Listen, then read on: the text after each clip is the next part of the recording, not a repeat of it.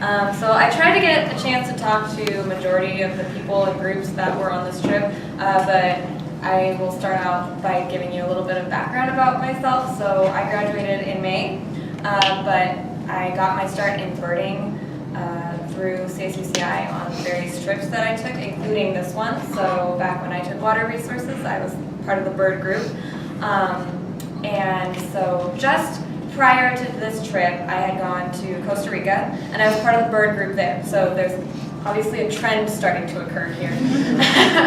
And so when I was down in Costa Rica, I saw tropical birds and things down there. And then I come on this trip, and I learned there are migratory birds. So I'm going to talk about migratory birds. But you know, I go on this trip, and I find out about migratory birds. And then after I graduated, I went up to Alaska for some time.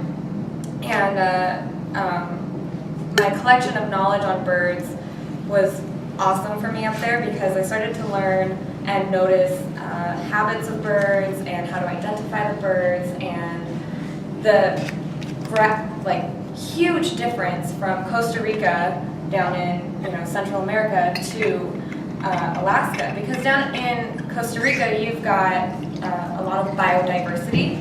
When I went up to Alaska, I learned it's biodense, so you don't have a lot of different species, but you have a lot of the same species, right?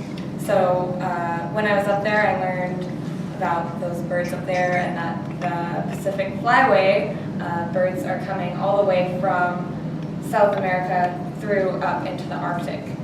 So I'm gonna get started. Tell me what you did in Alaska. Oh, in Alaska, I was an ecotourism guide. I led Jeep and canoe tours in the Tongass National Forest and also nature hikes in the Tongass National Forest. So it was super cool. We were on Tlingit-style war canoes. So Tlingit, Haida, and Tsimshian are the three native tribes in Southeast Alaska.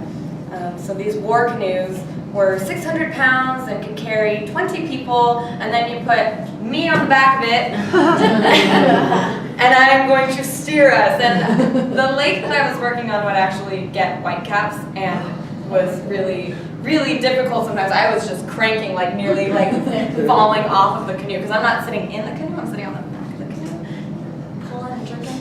And then for the Jeep portion, we would take the old logging roads up into the backcountry of Alaska, and yeah, it was super cool. If anyone's interested in that, I would love to share more, and they're always looking for people too. You can do this too? Yeah, you can do this too. They love students in particular, all of Alaska, not just where I was, because it's very seasonal up there, so pretty much people from all over come in about April, and they'll stay through October.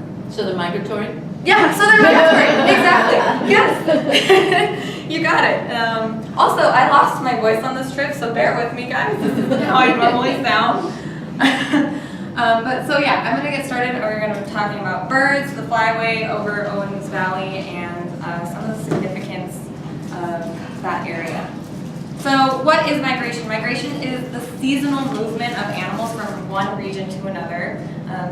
Pretty basic, but just in case you didn't know, right? And then the birds in the northern hemisphere migrate north in the spring to take advantage of the abundance of bugs and nesting areas. So, as we transition into summertime, we're starting to see, flowers blooming, flies and bugs kind of waking up and coming back into the area. And so the birds are taking advantage of that too, the daylight especially. So they've got more daylight, they have more time to hunt and look for things to eat, and then as winter starts to approach again, that's when they start moving back down south and using as much daylight as possible. So what is a flyway? A flyway is a route regularly used by large numbers of migrating birds, and there are certain migration periods. So you have a spring, a summer, and a fall migration period. So then over the Owens Valley, we have the Pacific Flyway. That's the yellow, I'm standing right in front of this, I'm sorry guys. That is this yellow right here, and you can see how it comes all the way up from around the Arctic down through California and continues south. So this is a very dramatic area for birds to be going through, specifically in the Owens Valley. So you have extreme mountain ranges with the Sierra Nevadas and Mount Whitney, and then you have the extreme low of like the Mojave Desert and Death Valley and things like that. And there are 4 flyways in the U.S. And I believe globally I don't actually. Do you know globally how many flyways there are? There aren't that many actually. I think there's like maybe like 7 or 8 global flyways. So migration. Shorebirds move north from winter locations, which include Argentina, Patagonia, and Tierra del Fuego. And I remember somebody we were listening to on the very first day had mentioned Tierra del Fuego as well. Yeah, this is just kind of going back over what I've kind of already stated, but along these routes, migrant birds stop at feeding sites, including coastal wetlands, estuaries, inland lakes in the Great Basin, so that's Mono Lake, the Great Salt Lake, and Owens Lake. And records have shown that migratory birds have stopped at Owens Lake for at least 800,000 years. And yeah, migration peaks in spring, usually around late April. Unfortunately, on this trip that we went on, it was like really cold still. And when I had gone on this trip 2 years ago, it was a little bit warmer, and so we had more birds there. So I was really sad because I was so excited for Mono Lake. I had my whole bird book tagged with all of the abundant and not so abundant birds. I have it color organized, ready to talk to you guys about the birds, and all we saw were 2 Canadian geese. But I was ready for it.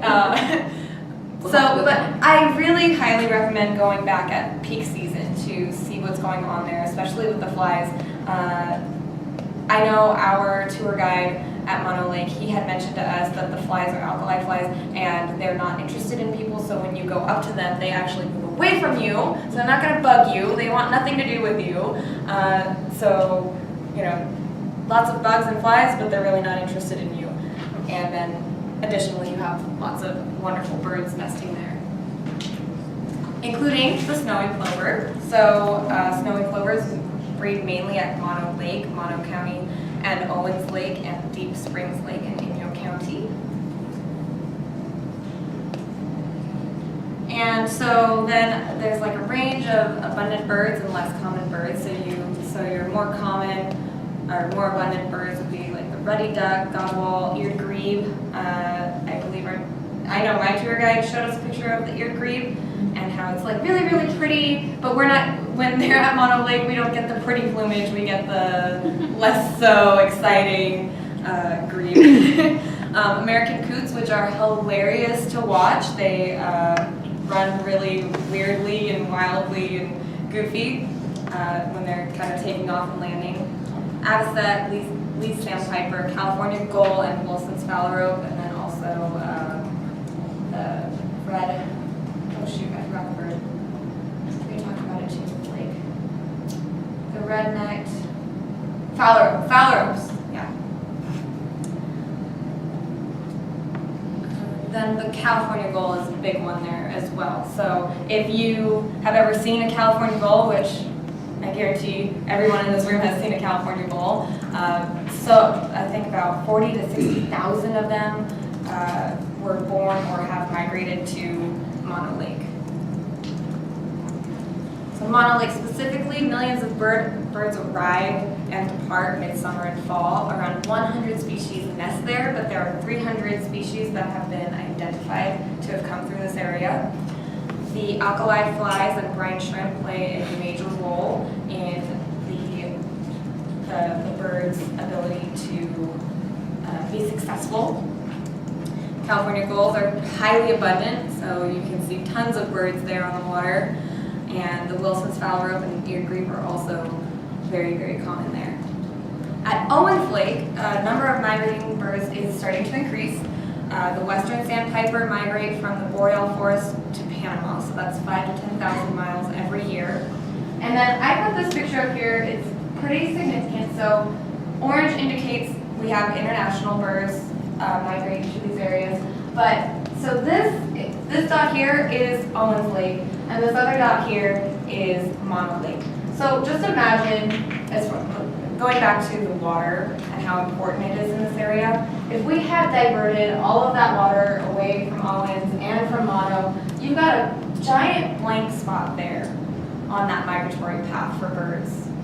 And I feel that that would have a huge, huge impact on our migratory bird systems.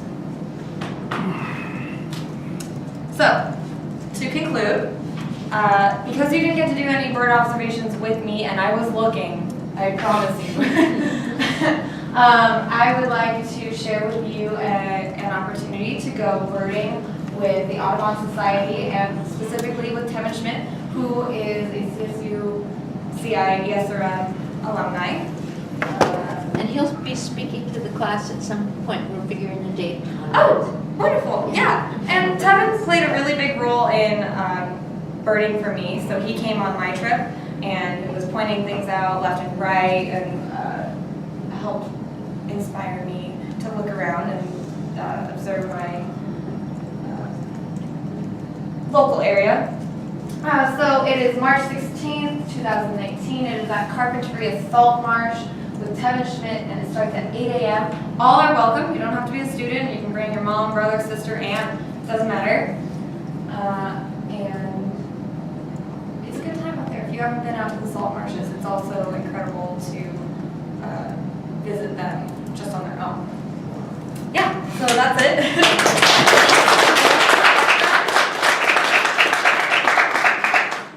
Any questions?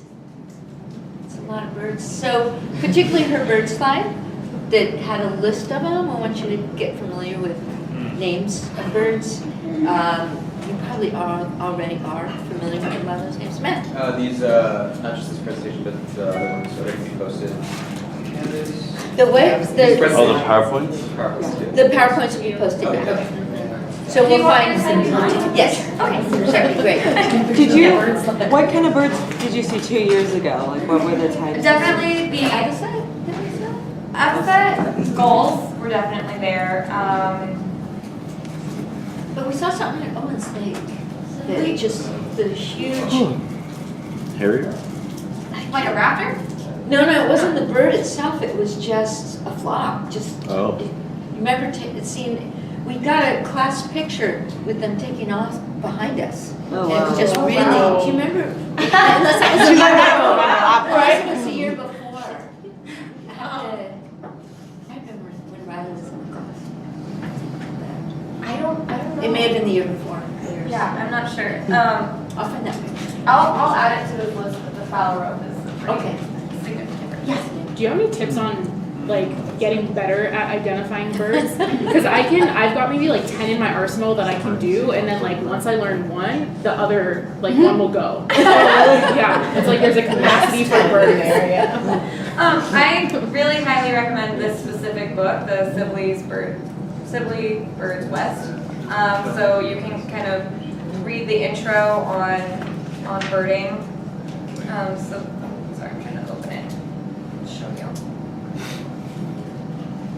You can get familiar with the things that you're looking for. So like beak shape, where the eyes are set. So you know if your eyes are straight forward, that is a predator. You're looking at a raptor, and if they're off to the side, then that's a yeah, and that is also true in the mammals as well. So your predator has front set eyes. Panther Good enough. versus a horse. Oh, I'm just talking about sharks. Oh, sharks. Shark eyes. We're like thinking of eyes now. Yeah. All the different animals. I should know that. Fair say. Do you mind if I see that book? Yeah, please.